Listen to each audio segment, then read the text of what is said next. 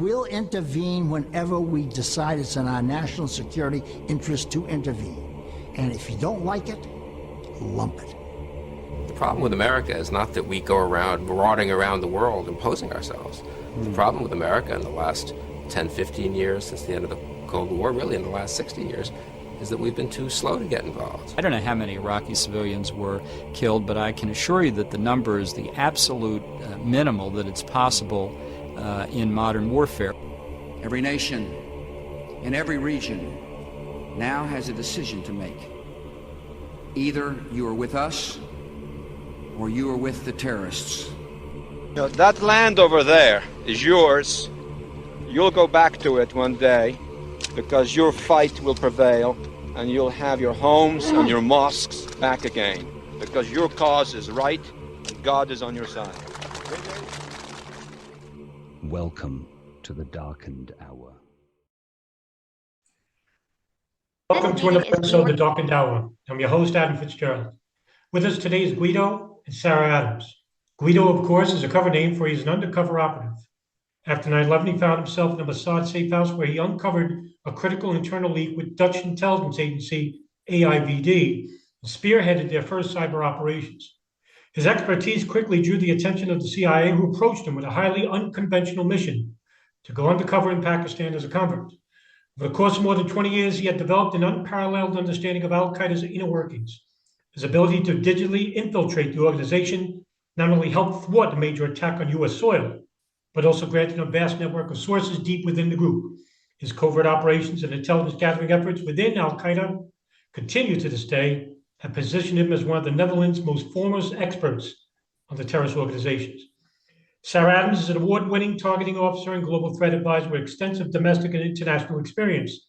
With a career spanning the government, private, and non-profit sectors, she has worked overseas on behalf of the U.S. government's intelligence mission in Europe, the Middle East, North Africa, and South Asia.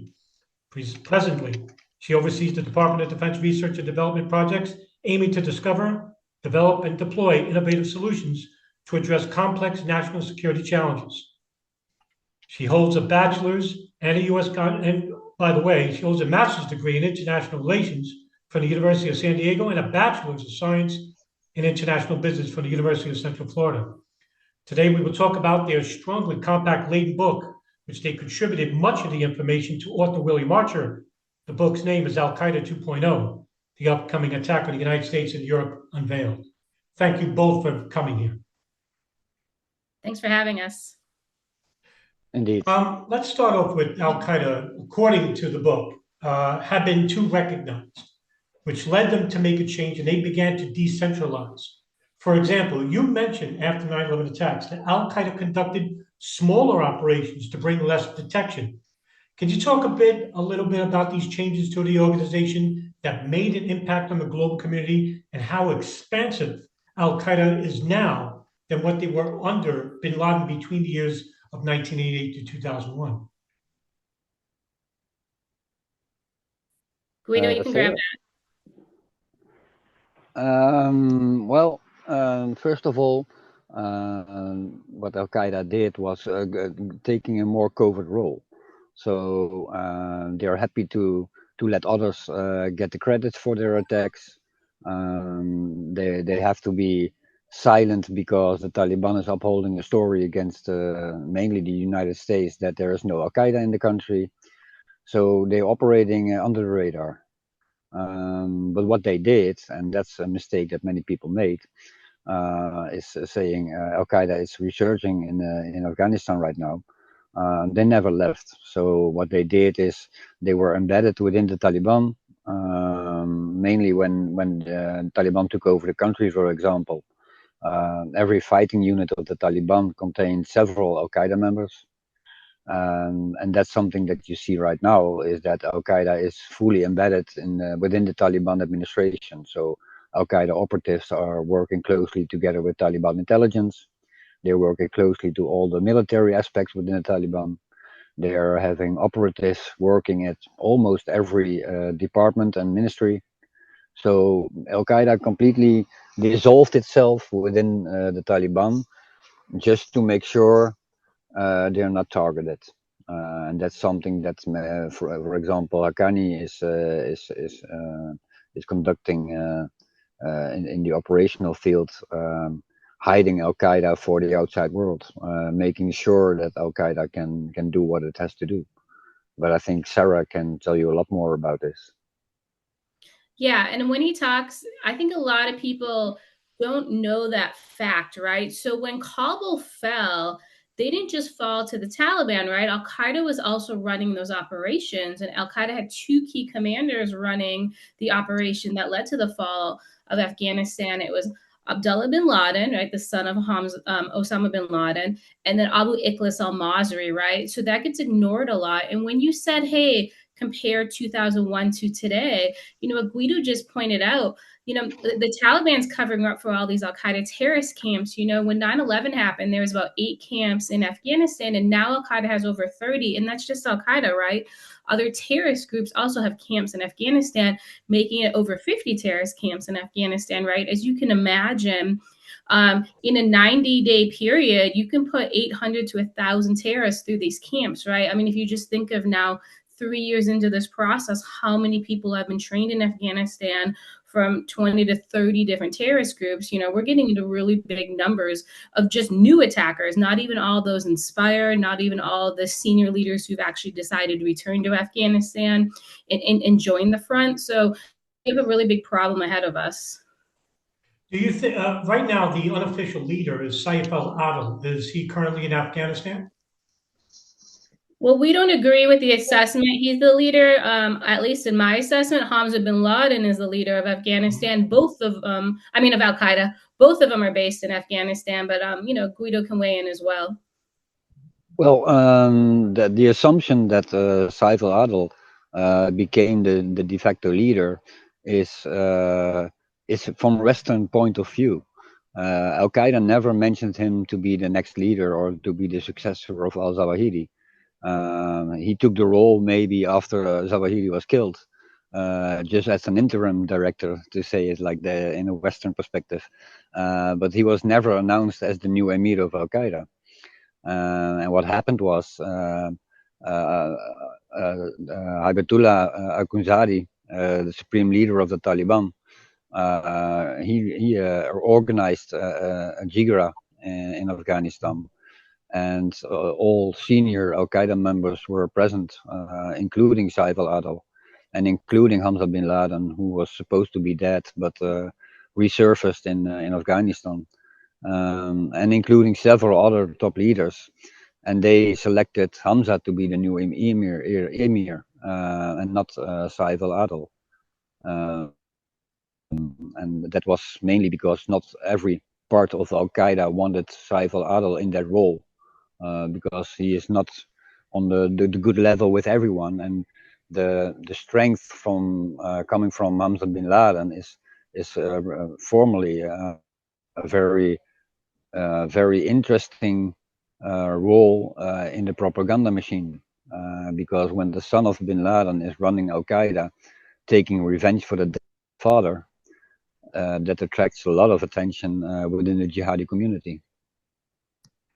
Let me ask a follow-up question. Can I just ask a follow-up question to both of you? Is there a reason why? Would it be that the assassination of both bin Laden and al-Zawahiri is the reason why they have not made official an emir for Al-Qaeda?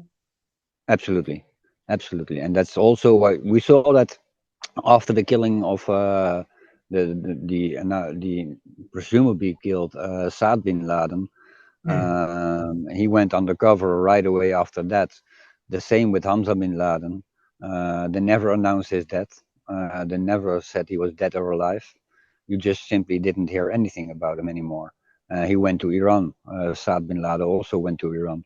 Saif al-Adil also went to Iran, because there they can stay under the radar and in hiding for as long as they wanted. And we see now, for example, after selecting Hamza to be the new emir, that's something that they want to keep quiet as long as possible. First of all, there is no Al-Qaeda in Afghanistan according to the Taliban, so that's one of the shields they have made to make sure that the outside world has no idea that there is Al-Qaeda in Afghanistan and that Hamza is leading Al-Qaeda. But the media is now more and more seeing that Hamza is alive, and British intelligence made a report about Hamza being alive. So I assume as when this has become commonly known that he is alive, that we will see statements coming from him. But I think it will take a while. You mentioned about the ideological framework of terrorist groups and their definition of what classical and defensive jihad is like. The leading authors and influential Islamic preachers, such as the Egyptian Sayyid Qutb and Abdullah Yusuf Azam, and how instrumental in providing the framework of jihad to future terrorist groups such as Al-Qaeda and the Islamic State. Are the tenets of Qutb and Azam jihad manifest in the current state of Al-Qaeda? If so, could you speak on it? Sarah, you take this? You got this one, Guido. You do better with the historic stuff. Yeah, you can see clearly a line coming from the Muslim Brotherhood, coming from Sayyid Qutb, who influenced both Bin Laden and Zawahiri. Bin Laden, for example, together with Zawahiri, followed lessons with Sayyid Qutb's brother in Saudi Arabia. After his death, after he was killed in Egypt, his brother went on lecturing about his brother's philosophy, and he influenced Bin Laden and Zawahiri a lot.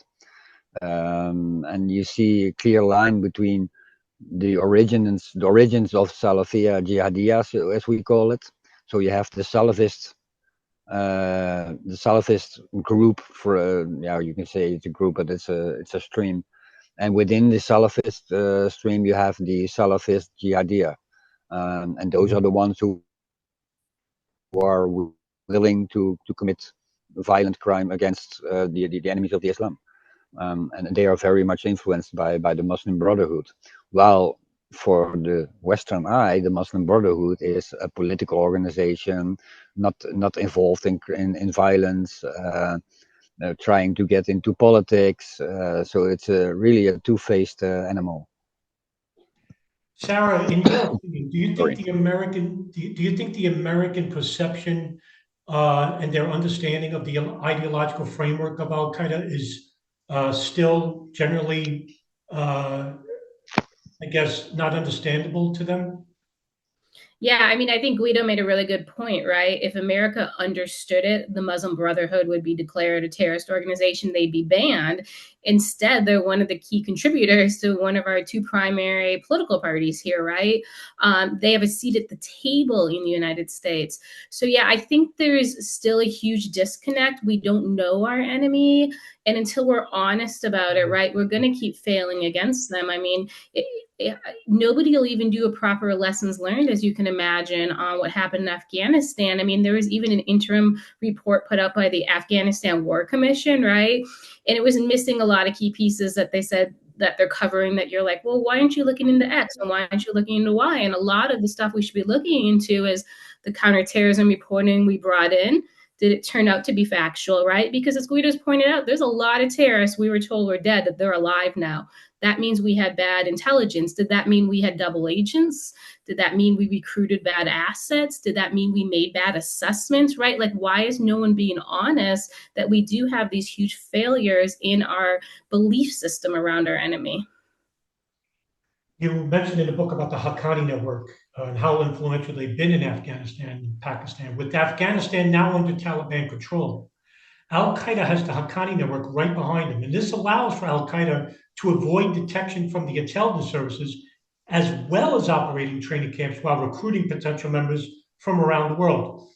What are your bold opinion on the current conditions regarding what is making Al-Qaeda gain membership? Is it because of the current conditions in Gaza or Syria and Lebanon making the recruitment process for Al-Qaeda to Taliban easier? If so, do you think we need to shift our foreign policy to thwart the problem?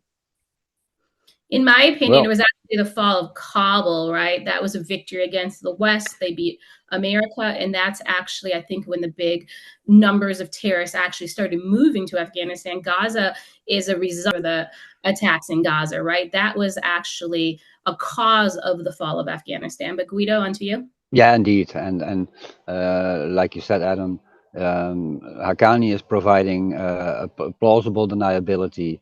So in hiding Al Qaeda, he makes sure that they can operate fully and on full speed without the rest of the world seeing it. So when we're talking about those training camps in Afghanistan, almost all of them are run by Al Qaeda, and the people who are in there are trained by Al Qaeda, and they are protected by the Taliban and Haqqani. But when you will see when they are open about camps, they will never mention Al Qaeda. So it's really hiding Al Qaeda, and in the same time, Al Qaeda on the background is pulling the strings. The closeness of Haqqani, Taliban, and Al Qaeda is mainly seen when you look at the marriages between all of them. Like Hamza bin Laden, he is married to the sister of Sirayuddin Haqqani, and he is married to the sister of Mullah Yaqub.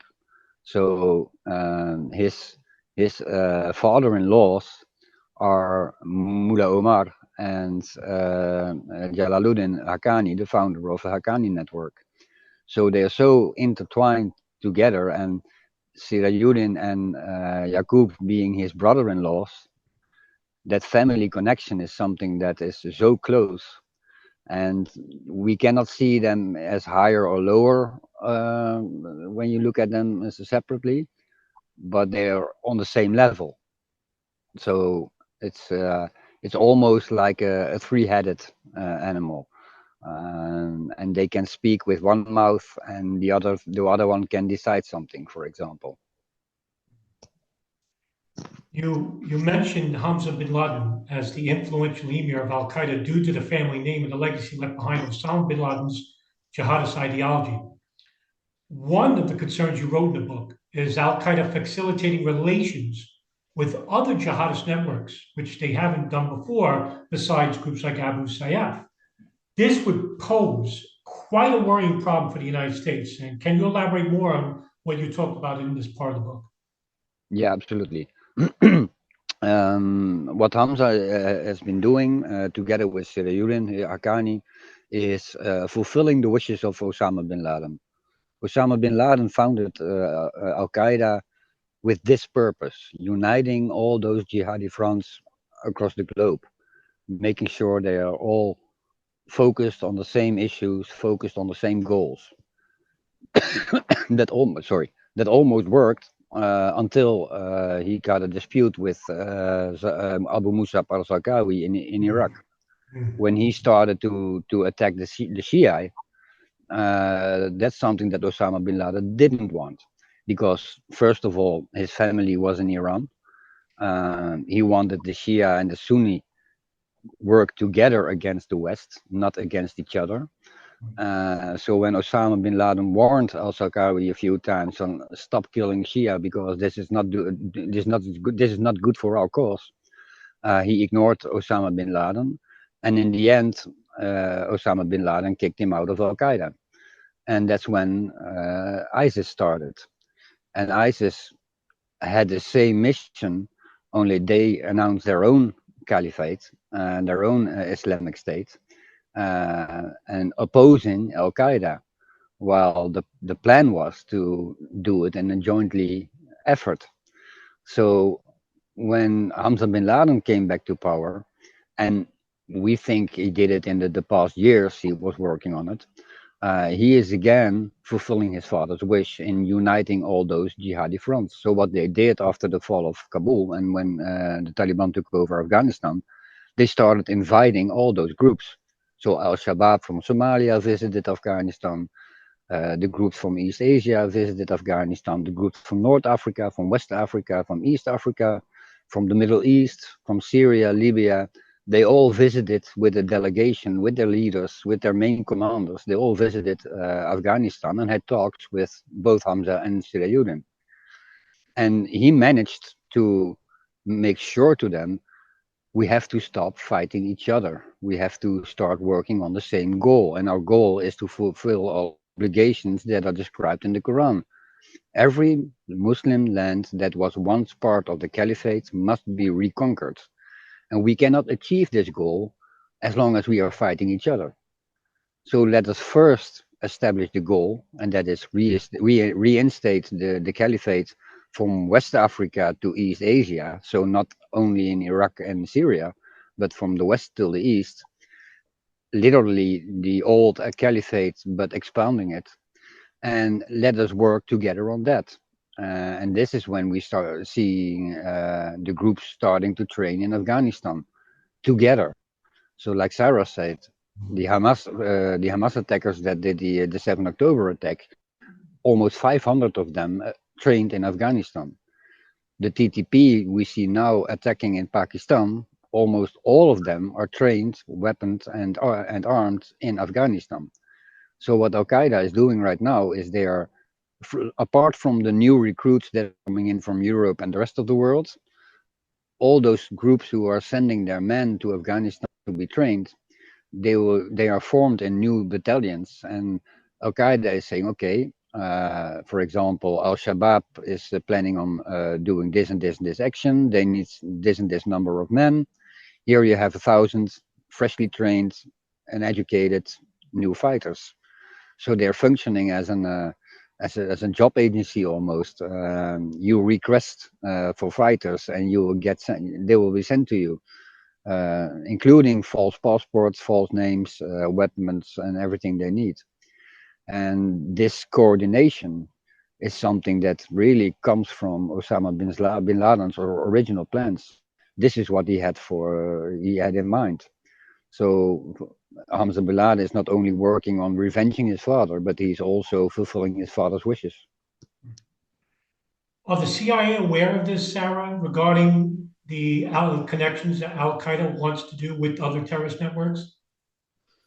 I think they're downplaying a lot of it. They really don't want to be honest that Hamza bin Laden's leading Al-Qaeda. And actually, it's a very senior terrorist that used to be one of Osama bin Laden's bodyguards, Hamza al-Ghamdi, who's leading the Islamic Army. And the U.S. government has yet to announce that he's the leader of this Islamic Army. So if they are focused on it, they're not doing anything to make it like the awareness available, especially like Guido said, a lot of the fighters they're training, they're sending to Africa, be it Somalia, Burkina Faso, Mali, right? And the US government isn't warning those governments, right, that you have these influxes of thousands of newly trained persons coming backed and financed by Al-Qaeda, right? So it's very dangerous that the U.S. government isn't being more proactive against this this major growth in the Islamic Army. You know, we are their target.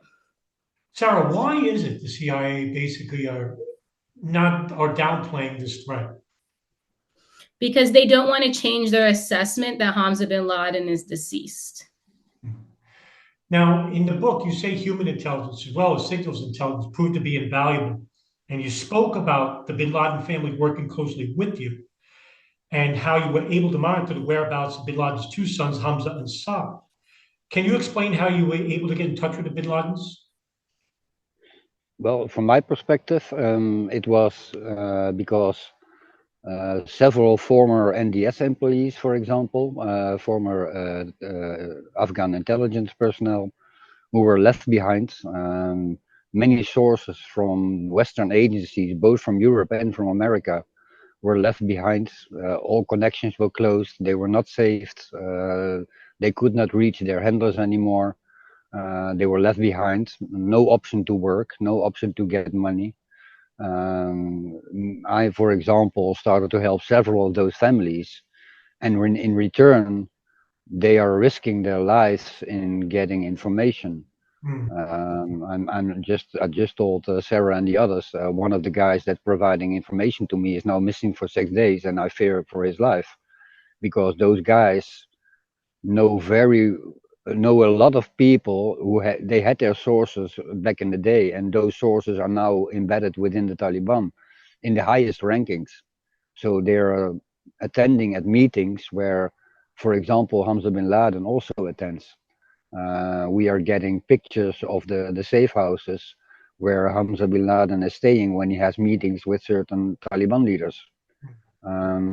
We have people from within the protection groups of several leaders who are providing us information. And there are a lot of sources that we cannot even mention, because if we say in what department they're working within the Taliban will look for them.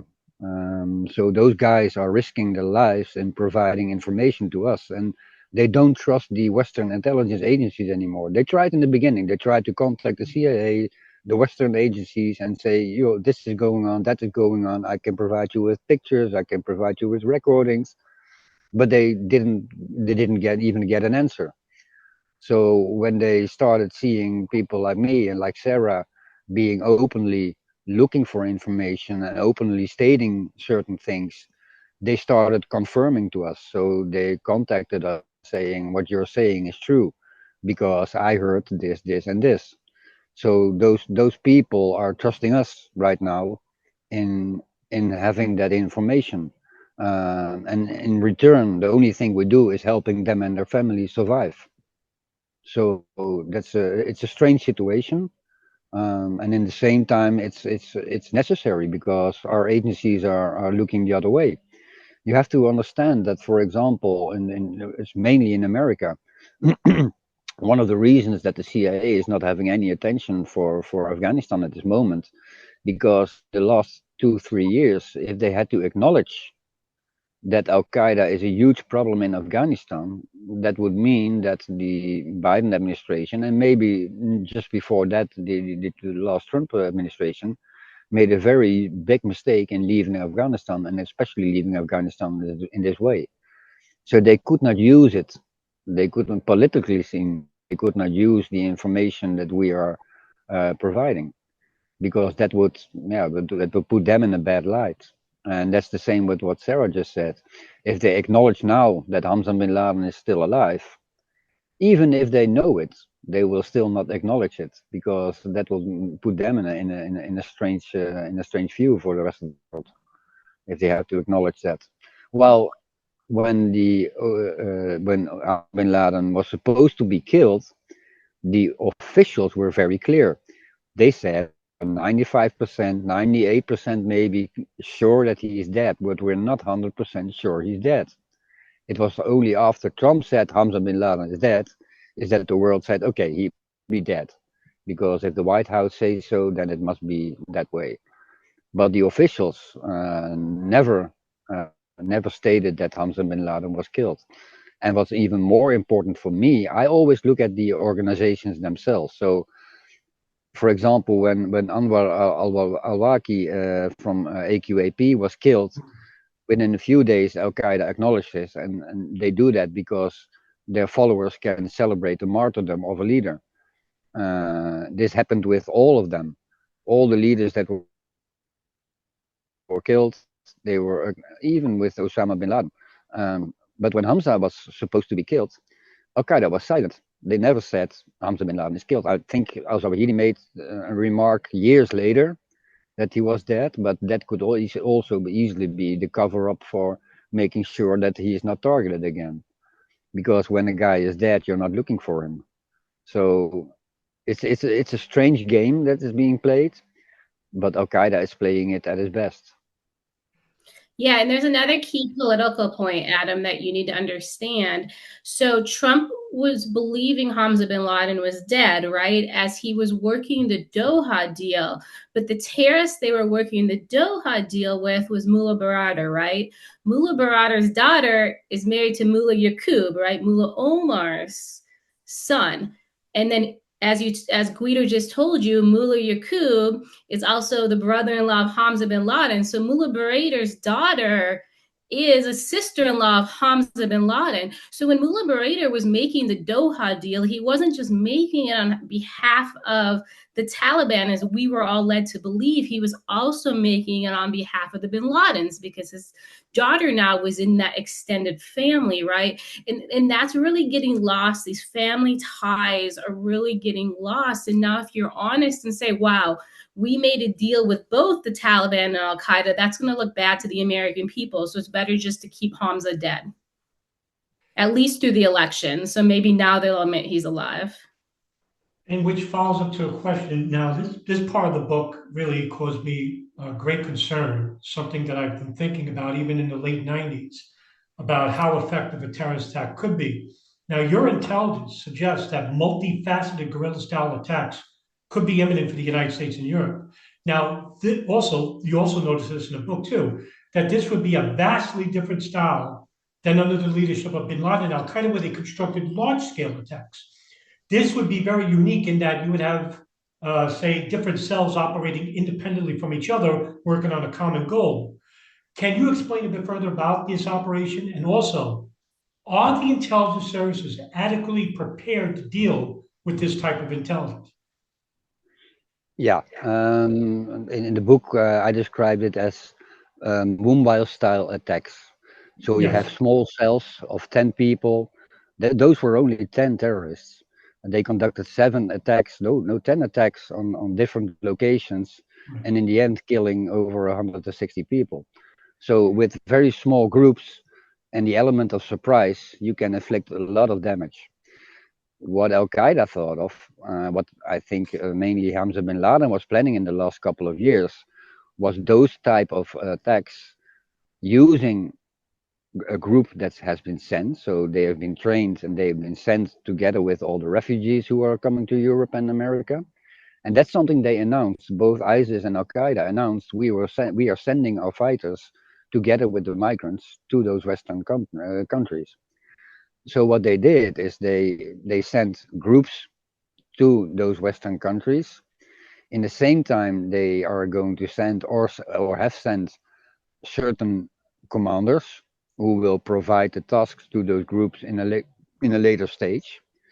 And what they're planning is making such an impact and taking refugees and holding out for several days in each of those cities, in the hope that the jihadists who have returned, for example, in Europe, we have over 1,000 fighters from ISIS returning from Syria and Iraq. Those guys didn't stop believing in their cause. So those guys are still hardcore jihadists. They're trained, they're battle hardened, they have experience on all levels, urban warfare, explosives, small arms, big arms. So you have a very large group already within Europe and within the United States. Add on top of that the ones they are sending right now, and you have a group of 1,000, 2,000, 3,000 terrorists in each continent. If you split it up in groups of 10, then you're talking about 200 cells in America and 200 cells in Europe. If 200 cells, like the cell that attacked the Mumbai attack, well, you can imagine if that happens all at the same time in 10 US cities and in 10 European cities, our own police forces and army and intelligence is not ready to deal with that. They can maybe do 1 or 2 events at the same time, like we saw in Paris. But then everybody is used. So if this happens on 10 different locations, and in every city with different groups, then the chaos will be, it will be really chaos. So it's very hard for law enforcement to deal with that. And we're not preparing for such attacks. So what we saw in October 7th, it really was a dress rehearsal for what we are going to see in Europe and the United States, because Al-Qaeda found out that you can do much more damage on a terrorist level. Terrorism is all about bringing fear to the local people that this could happen to anyone and anytime and any place. When you attack a building with 2 airplanes, then it's very direct. Osama bin Laden wanted to attack very prominent locations that would make name, that would play to the imagination of people. But what we are going to see now is very low-key, very easy to conduct attacks, because you give them a weapon, give them some ammunition, and they can inflict a lot of damage, especially when you multiply that to dozens of cells on each continent. And when that happens at the same time in Europe and in America, And if you do this with the goal to kill as many as possible, then the number of deaths that we saw around 9/11, the 3,000, can be multiplied 10 times easily in just a few days. Sarah, are the intelligence services adequately prepared to deal with information like this? And if so, what on earth could they possibly prepare in order for this, in order to adequately deal with the situation like this? So the problem is, the intelligence community, as we said, lost 99% of its collection in Afghanistan. And as Guido pointed out, a lot of those sources won't give information now to the US government. So when people do give government information to the government, they didn't collect it themselves, right?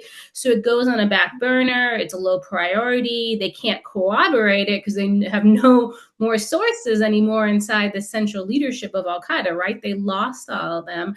So the US government really isn't collecting on this threat both in the US and in Europe with the fidelity it needs to. And that's also why they missed out on the Hamas attacks, right? Like Guido said, 500 of those terrorists trained in Afghanistan. Some of our allies provided that as tips, even to the US government. Hey, Hamas attackers are here at this camp training. It makes no sense, right? So the information is there for the taking. We're not doing anything about it. So to the second part of your question, that's something I've actually changed and I'm focused on now. So I do think we need to prepare at the community level. I don't think this is a federal response. I think the terrorists already got here. We're behind the curve. And now we need to get local sheriff's department, your local police, first responders, the community involved in first aid training, et cetera. I think we need to bring it down to the community level. I've already briefed the governor of my state and a couple of the sheriffs in my area, and we're going to continue to go department to the department so they know not just that this potential attack's coming, but like Guido said, we want them to be really familiar with the Mumbai attacks.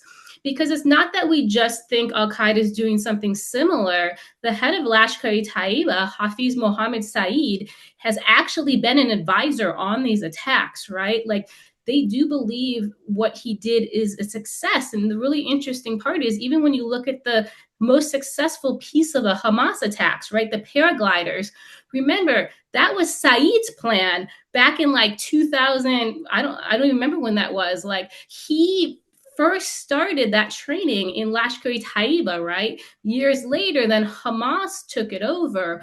So we really need to remind people of these things so they can be better prepared. And, another point that Guido brought up that's interesting is the attackers are going to have flexibility. One of the lessons learned, and it actually wasn't an Al-Qaeda attack, it was ISIS inspired. Remember Omar Mateen in Orlando, right?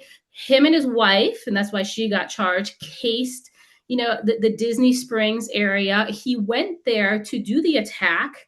He then saw Disney security and was like, hey, it's a little too hot. Let me pick another location. He drove around, picked something, didn't like it, and then he ended up at the Pulse nightclub.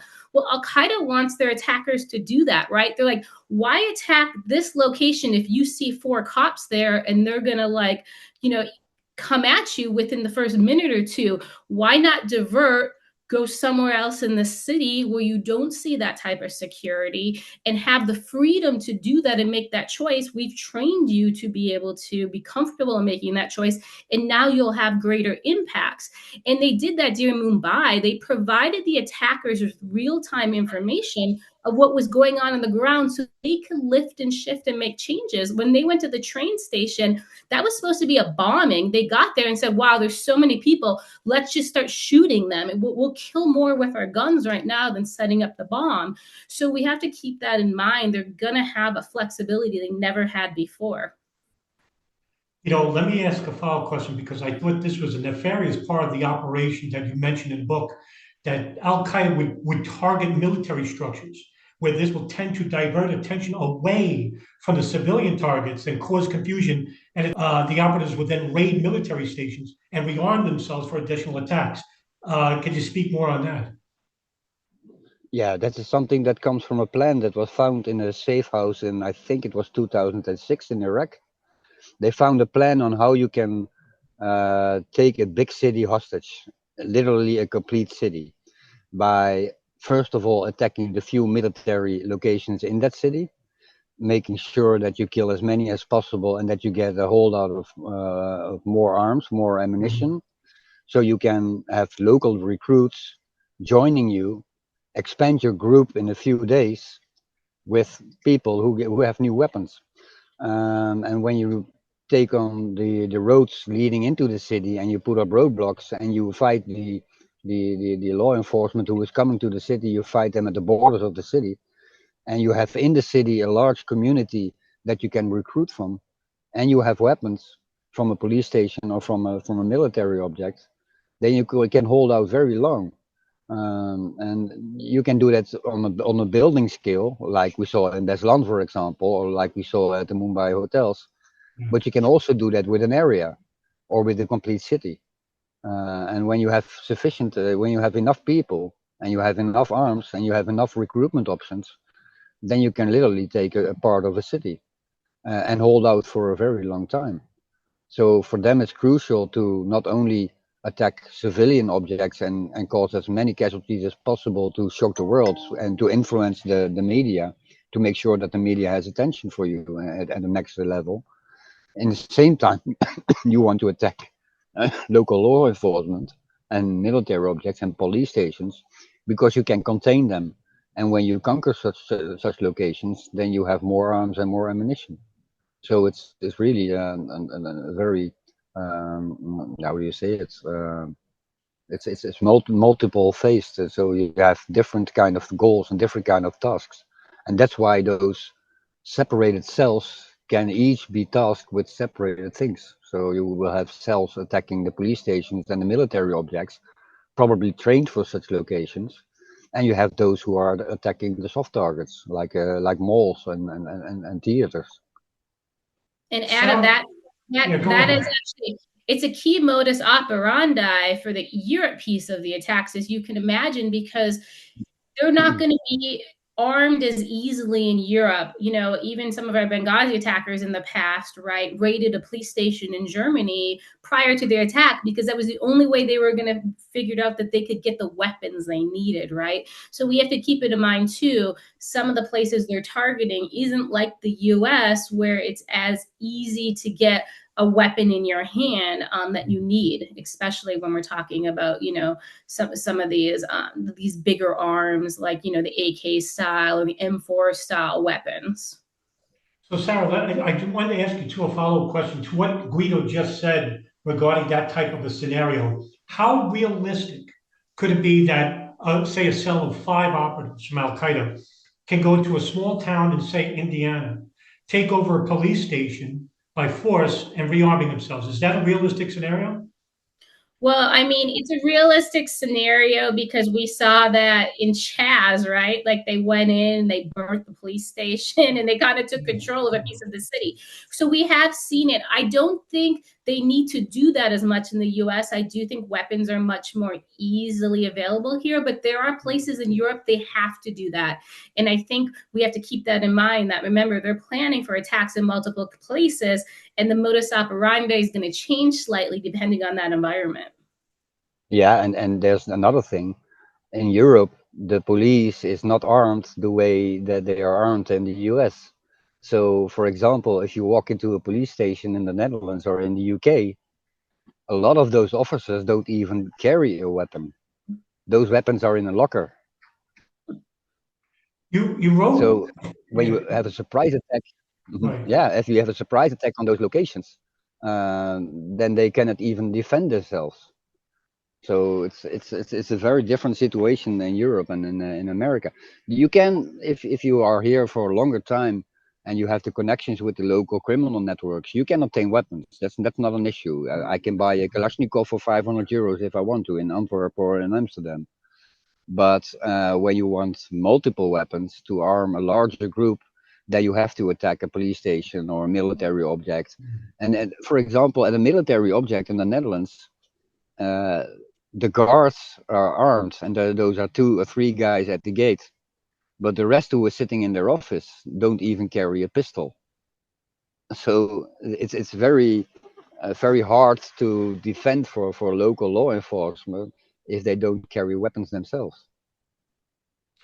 You know, you wrote the following in the book, quote, "The foundation of any government preparedness plan is a thorough understanding of the threat," end quote. In general, even after 9/11 attacks, I remember how the public was still not literate or understanding towards the threat regarding Al-Qaeda. What do you think needs to change regarding this, and how would you prepare the public adequately? I mean, one of the things I've been pointing out to people, it's not exactly the answer to your question, but it's something that I think needs to be done to prepare, is in the US, the way they train like law enforcement to prepare for this is kind of called the attack cycle, right? They're like, hey, a terrorist does surveillance and they does do all these things. If you catch them along the way, you can thwart the attack. But as Guido and I have pointed out now, it's going to be a different style attack. The terrorists will get to choose their targets. The targets will be chosen at the last minute. That piece is gone, right? So we need to think of a new way to train or get at least their mentality out of this attack planning cycle and be like, hey, it might look different this time, and you got to be prepared for it to look different. And one of the things they're focused on now, as you can imagine, is lone wolf attacks, but that's one guy with a gun or a vehicle. This idea of, 10 attackers across your city, right? Are you even prepared to handle it or deal? I mean, your 9/11, your phone systems are going to crash, right? Because so many citizens are going to be calling, like basic things, like, we even just seen in some of these natural disasters in the US, you see all those holes and gaps, like they need to be filled before Al-Qaeda's attack. And we do have a lot of opportunity to do that. We just have to get people thinking about it. And that's the hardest part. Yeah, I would think so, because I think getting the public's attention, especially now in this political climate and how sectarian it seems, it just seems that trying to implement this threat along with the threat from various other countries and whatnot, it would be too much on the psyche of the American people. But final question, and I'd like both of you to share your thoughts on this. The problem currently is Al-Qaeda joining the Taliban in Afghanistan and after the US military left the country in May of 2021, where both organizations had taken over the country and government in a shockingly short amount of time, along with millions of dollars in US military equipment left behind. What did the US government do wrong in regards to the war in Afghanistan, and how can they prevent this from being a problem in the future? I mean, in my opinion, the biggest failure is they never declared the Taliban a terrorist organization. So they never took out the leaders like they should have. Less than 5 senior leaders of this Taliban were ever killed or died fighting in Afghanistan, less than 5, and we were there over 20 years. That's our biggest failure. So if we're not being honest in about these terrorists or designating them properly, as you can imagine, even the Haqqanis, we're not targeting them anymore as terrorists. We now have an intelligence sharing relationship with them. So this is getting to be really dangerous, as you can imagine, because not only are we close to the terrorists and that puts our personnel at risk, but we're taking information from them, making assessments based on that information, making policy based on that information, and it's all tainted by terrorists, right? So we're not even getting factual information anymore about what they're doing and what they're planning. And remember, it's not just Afghanistan that the terrorists are going to take and fall. They have the whole caliphate, but in the near term, it's Syria, Iraq, Mali, Burkina Faso, and then Niger, right? They plan for these countries to fall. Even Libya right now is run by Al-Qaeda, and nobody is honest about it, right? Afghanistan wasn't the first. So we need to actually be paying a lot more attention, because when they run countries, they become very powerful, right? In Libya, they control the central bank, right? Think about it. That means they don't have to buy weapons on the black market. They buy weapons like they're a nation state, right? They have access to billions of dollars in capital. Like Al-Qaeda alone, their operating budget's about $2 billion. Hamas and Hezbollah combined, their operational budget is $1 billion, right? They're operating as almost like their countries. Yeah, and one of the other big mistakes, in my opinion, is what we saw is that the U.S. government didn't really support the Afghan army at the end.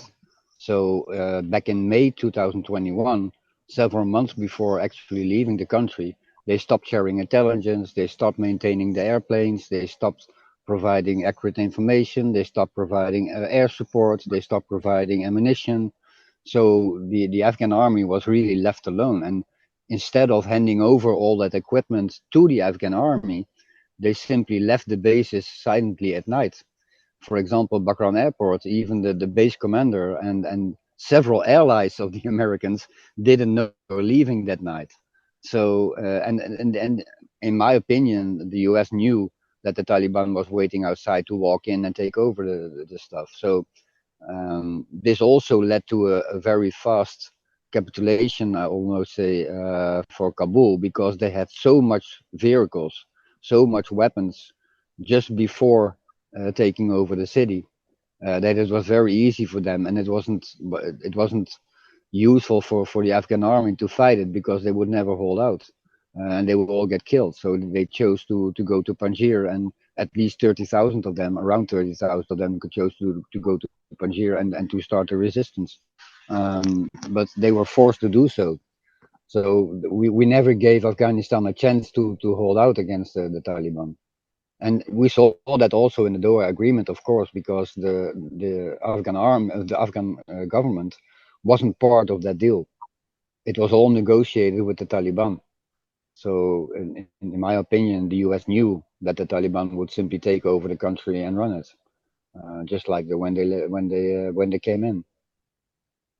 But you could understand how conspiracies arise from something like this. Like, for example, I hear it sometimes that the intelligence services or the federal government or share a boat plane where they don't want to eliminate an enemy fully because they can always allow for this enemy to continue to exist in order for the war on terror to always exist. Is that something that is too far-fetched? Yeah, in my opinion, it is. It's the same as saying that the U.S. government created ISIS or created Al-Qaeda. That's something that's a complete bollocks in my opinion, and that's the same with allowing them to exist to make sure that the war on terror keeps existing. You see in the last 2 or 3 administrations that they want to end the war on terror. So that doesn't hold up. So in my opinion, is not, they are just simply not able to cut off the head of the creature, and they are not able to do so, and that's something that they should have known, because its core, the core of the existence of those groups is not some people or a leadership or some of the groups. The core is in the philosophy and in the basics of Salafia Jihadiyya. So they strongly believe that it's an obligation, Quranically seen, to do what they're doing. When you talk to jihadists and when you're a part of them, then they are the ones who are following the right path, as Muhammad and as Allah has meant to be. So every Muslim that we consider to be a moderate Muslim or not strict Muslim, in the eyes of the Islamists and in the eyes of the jihadists, they are strictly seeing they are not Muslims because they're not praying 5 times a day, they don't visit the mosque every Friday, and they are not coming to jihadi areas to liberate the Muslim land that was once part of the caliphate and that needs to be reconquered. So we are looking at strict Islam, and we often say radicalized Islam or Orthodox Islam. This is the core of Islam. So when modern, it sounds very weird and it sounds very nasty towards modern Muslims, because in fact you're saying you are not a true Muslim because you're not doing what they are doing. But from a Quranic perspective, that is exactly what is happening. Sarah, Yeah, do you share the same sentiment? Yeah, well, the way I look at it too is our policy won't get us to the point where we can defeat it, right? I watched this in Libya, right? So Al-Qaeda and ISIS took over the city of Benghazi. So obviously a general came in, his name is General Haftar, and he went neighborhood by neighborhood and eliminated the terrorists, which then eliminated what Guido talked about, the indoctrination, the radicalization, right? He wiped them all out of the city. And right now, you're not going to be going to a terrorist camp in Benghazi. They're gone, right? The ideology is gone. But the way he did it, the U.S. calls it war crimes, right? He was charged in America multiple times for war crimes, right? We don't allow our leaders to do what needs to be done. So we're going to keep terrorism because we can't go at them that way. Our policy doesn't allow it. The way we finance things don't allow it. Our laws don't allow it. And until we find a different way to tackle it, we keep failing. And you can see this clearly when you look at the Middle East. The leadership, the kings and the leaders in Saudi Arabia, in Egypt, in Morocco, and they all say the same thing. And that's why radical Islam didn't get a foothold in, for example, Iraq when Saddam Hussein was there. They all say the same. When radical Islam pops up, there's only one thing that you can do: kill them. Don't give them a sentence and let them be free after 5 years or 10 years, but because they will simply continue what they were doing. There's only one way to end this, and that's to kill them. And that's something that you cannot do from a Western perspective. We are not like that. We give them a sentence, and after 10 years, they're walking freely in our neighborhoods. So that's really the biggest problem that the West will have, and that's really easy from a Middle Eastern perspective, because they are doing exactly that. They just hang them. And that's something that we could never do. Sarah Adams and Guido, I have to thank you very much. I mean, the book was very short, but it packed a punch. And a lot of the information in that book comes from covert intelligence that Guido and yourself provide. And, Guido, I want to say thank you very much for the service that you provided, and for, and please keep safe because you have a very dangerous job. And Sarah Adams, both of you, thank you very much for coming on the show. The book is Al-Qaeda 2.0, The Upcoming Attack on the United States and Europe Unveiled. And I think it's a threat that we definitely need to talk about, because we have, as they both have said, it's long forgotten, and we can't forget about the threat of Al-Qaeda in the Taliban and the growing efforts to try and spearhead another attack in the United States. Sarah and Guido, thank you very, very much for coming on the show. You're welcome. Thanks. Yes.